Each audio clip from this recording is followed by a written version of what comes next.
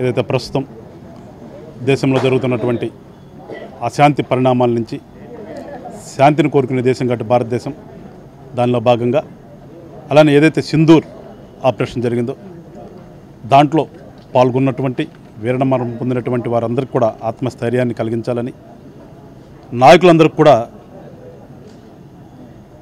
మంచి మనోధైర్యం రావాలని ఇందాకే లోపల ప్రేయర్ జరిగితే పాస్టర్ గారు కూడా చెప్పారు. గ్రంథంలోనే, పరిశుద్ధ గ్రంథంలో రాయబడి ఉన్నది.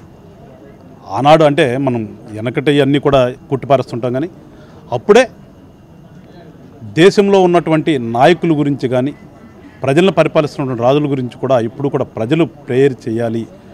ప్రేయర్ అంటే వాళ్ళకి మనోధైర్యం వస్తుందనే ఒక సందేశాన్ని కూడా ఇచ్చున్నారు. ఆ రకంగా ఇవాళ ఈ దేశంలో జరుగుతున్న పరిణామాల పట్ల పవన్ కళ్యాణ్ గారు ఒక నిర్ణయం తీసుకుని, ఎప్పుడు చెప్తుంటాం మేము, పవన్ కళ్యాణ్ గారు ఆలోచన విధానం అనేది అర్థం చేసుకునే వాళ్ళకి అర్థమవుతుంది తప్పితే కొంతమంది కుహనావాదులకి అర్థం కాదు. అది ఆయన ఏది చేసినా దాంట్లో కొంచెం ఒక నిమిషం టైం తీసుకుని ఆలోచిస్తే దాంట్లో ఎంత నిగూఢ అర్థం ఉందో అర్థమవుతుంటుంది. ఇవాళ అదే ప్రాంతీయ పార్టీ అయినప్పటికీ కూడా యావత్ దేశం మొత్తం నాది, దేశం కోసమే జనసేన పార్టీ అనే ఒక నినాదాన్ని ఇస్తూ ఇవాళ తీసుకున్నటువంటి నిర్ణయం పట్ల ప్రజలందరూ కూడా ఏ రకంగా హర్షాత్ రేఖలు వ్యతిరేకిస్తున్నారు, అదే రకంగా మేము కూడా ఇవాళ ఇక్కడ పార్టీ తీసుకున్న నిర్ణయంలో భాగంగా క్రిస్టియన్ ఫాదర్స్తో ప్రేయర్ చేపించాలనే ఒక ఆలోచనతో దానిలో భాగంగా ఇక్కడ మా పార్టీకి సంబంధించినటువంటి జనరల్ సెక్రటరీ మరియు మాల కార్పొరేషన్ చైర్మన్ విజయ్ కుమార్ గారు, అలానే టూరిజం డైరెక్టర్గా ఉన్నటువంటి మా పార్టీ నాయకులు గౌతమ్, వీళ్ళ ఆధ్వర్యంలో గుంటూరులో ఈ పూట చక్కని కార్యక్రమాన్ని ఏర్పాటు చేశారు. చక్కని కార్యక్రమం మీన్స్ నేను చెప్పేది దేశం కోసమే. చక్కని మీన్స్ మా సంతోషం కోసం కాదు, దేశం కోసం, దేశంలోని ప్రజల కోసం ఒక మంచి ప్రార్థనని ఇద్దరు దైవజ్ఞులను తీసుకొచ్చి చెప్పించారు. ఖచ్చితంగా ప్రజలందరూ కోరేది ఒకటే, అందరమీ ఒకటేననే భావనతో. ఇదే టెర్రరిజం అనేది ఎక్కడి నుంచి వచ్చింది అందరికీ తెలుసు. అది కాదు కోరుకునేది. మనం పక్కవాడిని ప్రేమించండి, ఎదుటివాడిని గౌరవించండి, అందరం బాగుండాలంటే దాంట్లో మనకు శాంతి ఉంటుంది. అప్పుడు ఎప్పుడైతే మనం పక్కవాడిని అసూయతో ఉంటామో మనకి అశాంతి ఉంటుంది తప్పితే శాంతి ఉండదు. అందరూ కూడా గ్రహించండి.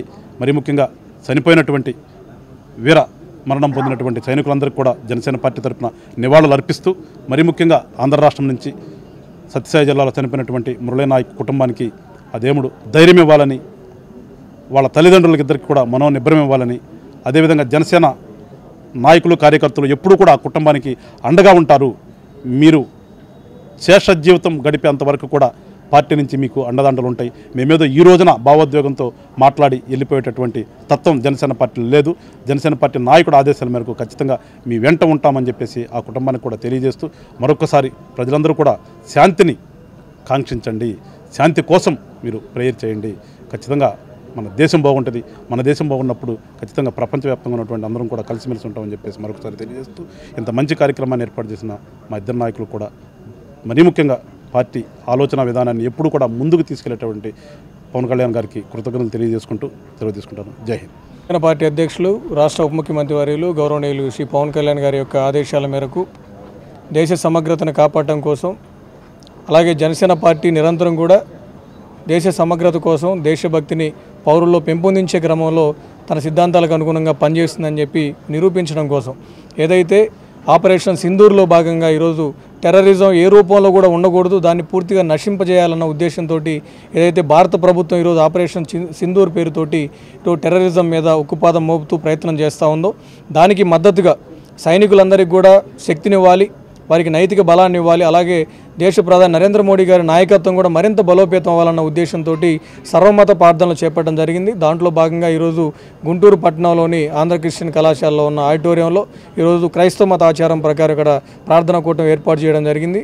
తద్వారా దేశ సమైక్యత కోసం, సర్వమత అన్ని మతాల యొక్క అభ్యున్నతి కోసం, వారందరూ కూడా కలిసిమెలిసి జీవించేటువంటి పరిస్థితి కోసం, శాంతి సామరస్యం రాష్ట్రంలో దేశంలో నెలకొలాలన్న ఒక లక్ష్యంతో మా పార్టీ అధ్యక్షులు గౌరవనీయులు శ్రీ పవన్ కళ్యాణ్ గారు నిరంతరం పాటుపడుతుంటారని చెప్పి కూడా తెలియజేసే క్రమంలో దేశ సమగ్రతను మరొకసారి చాటి చెప్తూ దేశ సైనికులకి మరియు దేశ నాయకత్వానికి, ముఖ్యంగా నరేంద్ర మోడీ గారి యొక్క నాయకత్వం బలోపేతం అవ్వాలన్న ఉద్దేశంతో ఈ కార్యక్రమాన్ని చేపట్టడం జరిగింది.